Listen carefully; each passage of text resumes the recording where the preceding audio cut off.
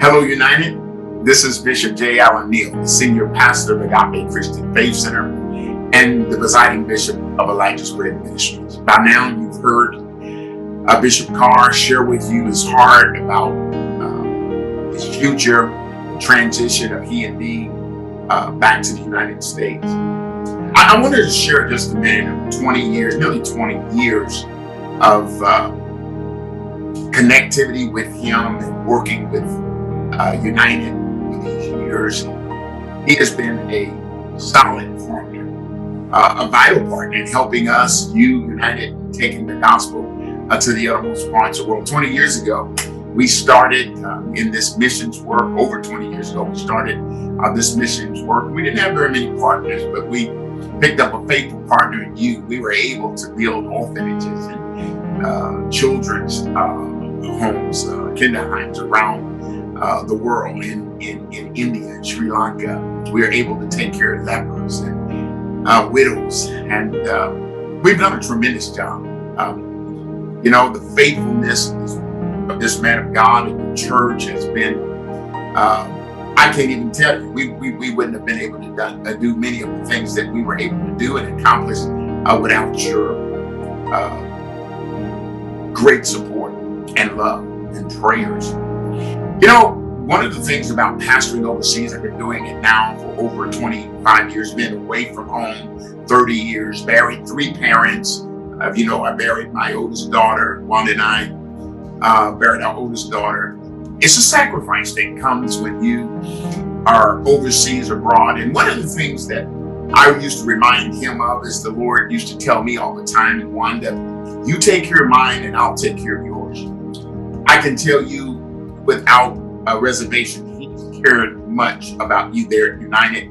He's put it all on the playing field. He had a desire to be there, and I know it bothers him deeply. It was a very tough decision because he saw legacy there. He wanted to invest in Japan and Okinawa, the Japanese people, and the servicemen and women that came through there, and the diplomats and the GS workers. He really wanted to help impact your life and continue to provide a worship experience like none other. He shaped the lives of many of you. Some of you sons and daughters who come through here over the 20 years of watching me now.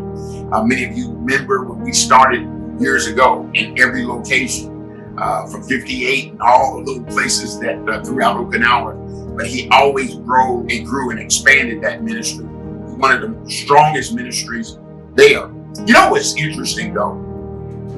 He's not leaving because he's deflated.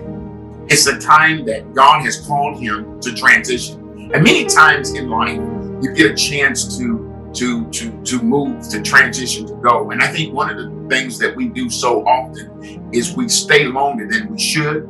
We don't hear God in the transition. Many of us would have killed Isaac on Mount Moriah. We would have killed him because we wouldn't have heard God say what to do.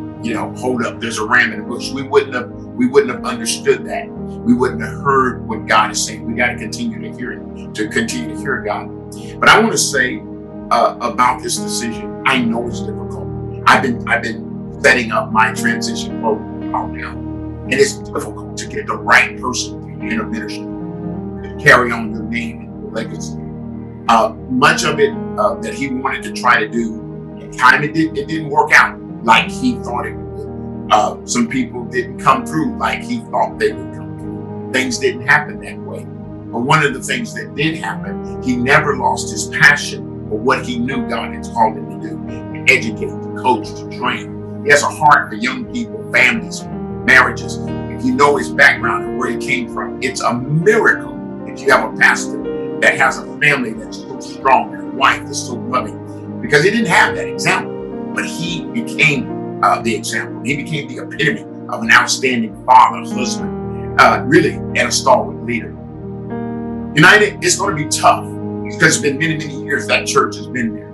And what a burden. He didn't want to be the one that had to close the doors. But what's happened, there's so much has happened over time with the church, how the church is transitioning, what the church is doing, how we receive the gospel these days, and particularly overseas.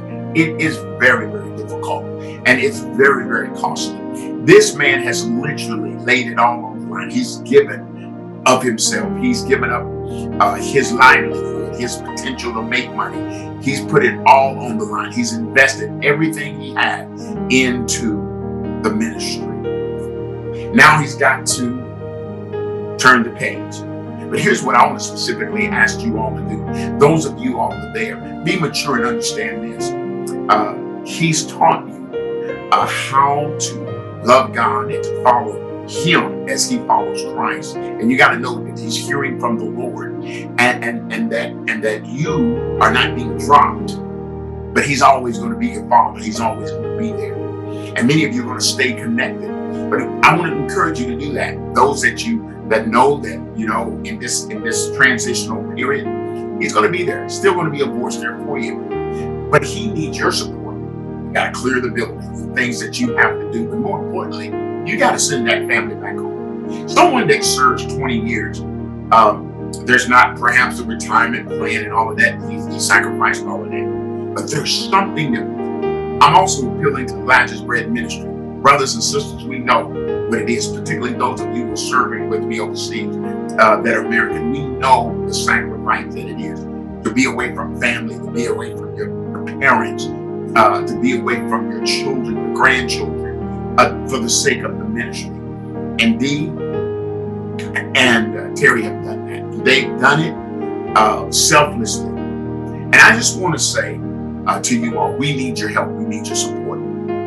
He needs you to help him, not only to close with honor, integrity, but he also needs your support in this transition. Hey, listen, we were planning a big celebration for 20 years of ministry. Man, I was praying that COVID would be over. We all were going to travel. I remember, I think it was the 10th or the 15th. Boy, they came from India, Sri Lanka. We came from all over the world to be there in Japan to celebrate you all. Because you guys are out there on the island, seem to be by yourself. And we wanted to know, wanted you all to know. Terry, we wanted you to know. Dee, we wanted you to know that we were with you. We came on our own dime to be there with you.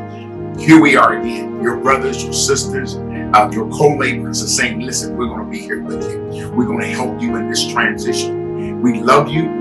We're going to be praying for you. But moreover, we want you to continue hearing God and land in the States and do what God said. Don't give up on your ministry. Don't be discouraged. Understand you haven't failed, but you succeeded. But hearing God when he said, listen, I love you, United. I need for you all to take care of my son. I need you all to put your hands to the plow. I need you all to make sure you rally and do the right thing. And you only have a short window to do this in. I understand you may have 45 days to get all of this done, but it can be done. In this time of COVID, I know that there's not a lot of things going on. Travel in and out of Japan. For us here in Germany, I've been stuck here for all year long. Haven't been on one plane since I've been to Hawaii in January.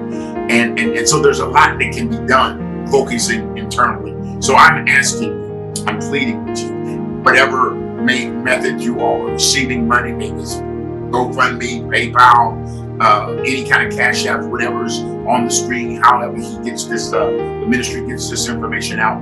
I'm talking to United, and I'm talking to Elijah's Bread Ministry. We're going to do our part to hold their arms up and encourage them in their next move, in their next part of life, in their next phase of ministry. We love you. God bless you. And you can do it again. God is waiting for you on the other side. God bless you. May heaven smile upon you. United, EBM, I'm counting on you to do the right thing. Let's do it. God bless you.